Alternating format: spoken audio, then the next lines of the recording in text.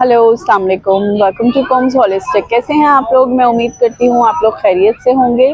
आज हम एक बहुत अच्छी हेल्दी एक्टिविटी करने के लिए आए हैं फ्रेयर हॉल में, जहाँ पे फ्लावर एग्जीबिशन है और फेयर है बुक्स का। तो जैसे कि क्योंकि फेयर हॉल जो है वो बहुत ही कॉमन है हमारे यहाँ पे, और बहुत अच्छी एक्टिविटीज़ और एजुकेशनल एक्टिविटीज़ यहाँ पे होती रहती हैं।